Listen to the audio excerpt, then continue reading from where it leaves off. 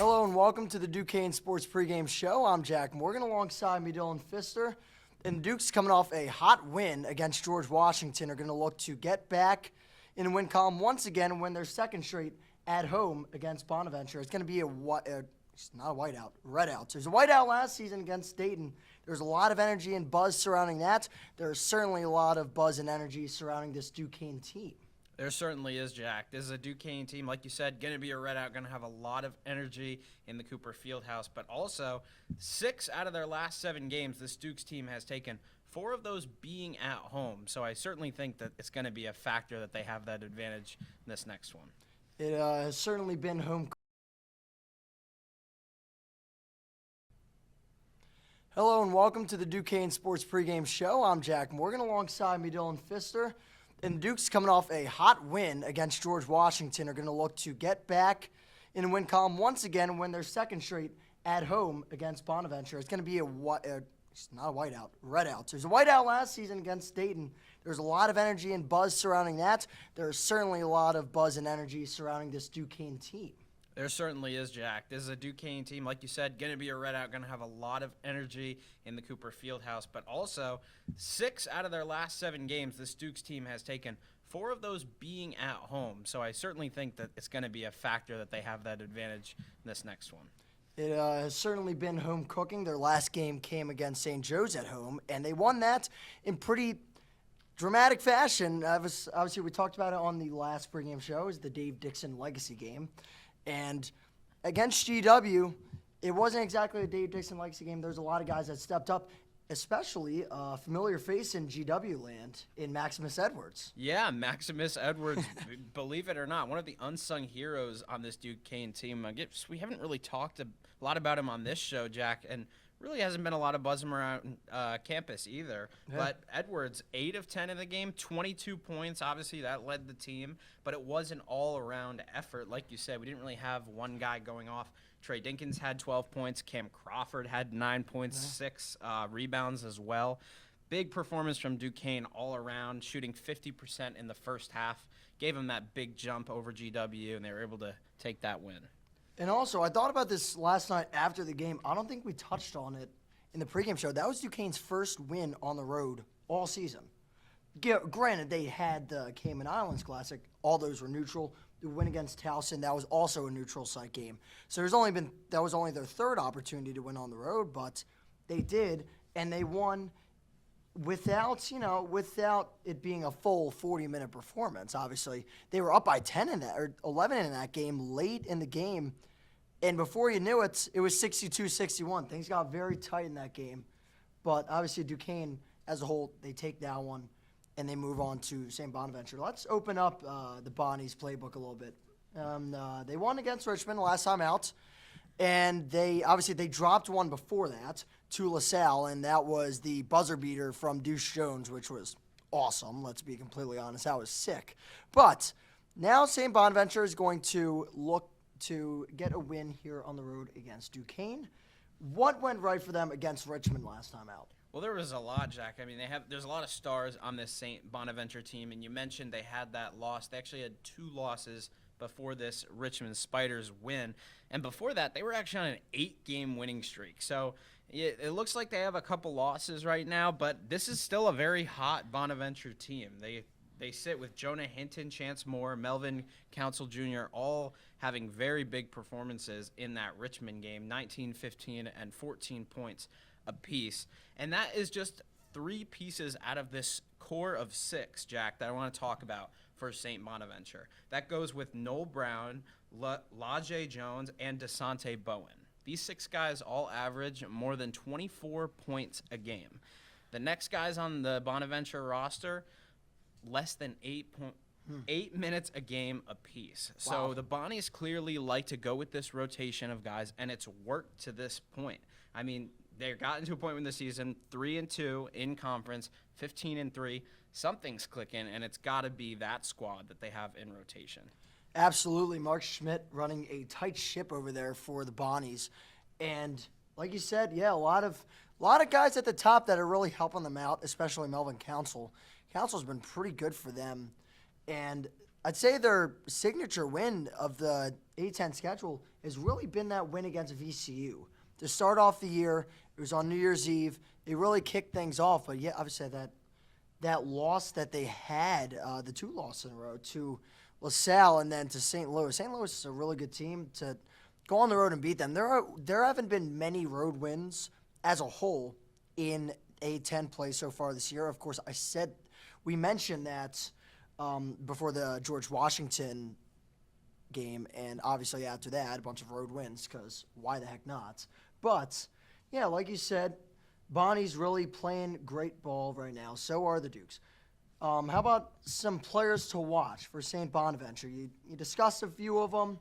If you had to pick one that's going to make an impact on this one, who would that be? Unfortunately, Jack, I don't think I'm going to be able to pick just one, so I'm going to have 2 Bonnies for viewers to look out for. Noel Brown and Lajay Jones, like I said. Noel Brown, 6'11" center. Lajay Jones, 6'7" junior guard. These guys are bullies in the paint, both averaging over 10 points per game. Lajay Jones has 15 blocks, 26 steals. I think those 2 guys are definitely going to be a factor in this one, given that Duquesne kind of struggled against the big men in their game against George Washington. I am completely in agreement with you, but I also think that Melvin Council is going to play a big role. I think guard play is a very big part of the Bonnies game. I think Council's had a pretty good year, and he's kind of been a nice addition for St. Bonaventure over the last however many games. I think that he's going to have a good game. I think that, matching up against Duquesne guards, who I think have played pretty well so as of late. I mean, obviously, yeah, Corbett's been great. Dixon's been good. Wellborn in his minutes has been good, but, I think Duquesne has had some good guard play, and I think that the Bonnies are going to want to match that. They certainly have, Jack. Wilborn, obviously, down the stretch has made some really big plays, really some show-stopping moments at the point of the rim for Wilborn. I'd like to see a couple more minutes for him. But, yeah, Jayshawn Corbett leads the team in field goals made in his first year, leads the team in rebounds. He's contributing in a bunch of ways. Certainly he'll be a factor as well. Yeah, is that going to be your player to watch? I would like to say so, but I think he'll be definitely somebody to keep your eyes on, as he is every week. Corbett, Dinkins, those guys have been amazing in their first years in the Duquesne uniform. But I'm going to keep the ball rolling with Kareem Rozier, your guy, Jack. He's still top in the entire NCAA in assist-to-turnover ratio. He ranks 11th right now. And dropped a couple spots. He did drop a couple spots, but he's still up there. I think he was 9th last time. He's still up there, still contributing, and we saw that firepower come into play, that energy. It really starts to be a factor down the stretch with this A10 play when emotions are high. You need guys like that. You need the glue of the locker room, and that's what Kareem Rozier has been on a week-to-week basis. Every year he's been with the Duquesne Dukes, so I'm going to keep my eye out for Kareem Rozier. I think this might be the first. By the way, let me just point out your pick for the player to watch for GW and Rafael Castro. Great pick. Great pick. Do my victory lap for that. He had a lot of points in that game. He was a dog for GW. 27 points, and so it's going to be it's going to be a tough challenge this week. Like I said, my 2 big guys there for St. Bonaventure. Going to be a tough task for Dave Dixon down low, Jakob Netjes. The big guys are going to have a big game against the Bonnies. I don't think allowing 27 to either of those 2 players is going to work out for them this time around. So I think you're right. I think they do have to have a big game. So with that being said, I'm going to go with my player to watch, and it's actually going to be Maximus Edwards. Listen, obviously Edwards hasn't had as big of an impact as he would have liked, as we would have liked him to have to start the season. But once you have a game like that, I feel like you got to build on that. I think Drew Joyce hopefully we'll give him a couple more minutes because of that, kind of stretch out his minutes a little more, have him try and find a rhythm. I think that would be a wise idea for the Dukes to try and find that hot hand to Maximus Edwards for yet another game. And I think that if he's able to get something going, this could really spark a season-long revival for Maximus Edwards. And Dukes fans are going to hope that that ends up being true. But we're going to move to our game picks. And before we say that, I got to do the calculations, and I will put a graphic up in post of what the records are. However, I do know I won last time. I did not win last week. So does this mean you are going to go Duquesne after doubting them on Wednesday? I said at the beginning of the show, Jack, 6 out of the last 7 for the Dukes, 4 of those being at home. This is a really good St. Bonaventure team. It is. It's going to be an exciting match, and it's definitely going to come down to what I think is going to be one of the last couple shots of the game for sure. But still, I'm going to have a little bit of doubt for the Dukes in this one. St. Bonaventure is a very tough squad, and I mentioned those 6 guys. I just think that rotation is too strong for any kind of matchup that the Dukes can throw at them. I'm going to have St. Bonaventure winning this one 75-70. I respect that opinion because I think I'm going to go that way too. I really do think St. Bonaventure is a really good team. I think they're a well-coached team. I think that they're playing really good basketball right now. I obviously think that Duquesne's going to have a say in how this game is decided. I don't think it's going to be a blowout. I think that the real X factor, I do believe it lays on the fans. And I'm not even trying to clip farm here or, try and chase a clip. I do mean that when Dayton played Duquesne last year, and there was a lot of people in the crowd, that game that Duquesne played piss poor in, they had a chance to win that game until about the final 5 minutes. And I think the crowd played a big role in that. I think they're going to have to do that again. Duquesne actually, in their red out 2 years ago, won.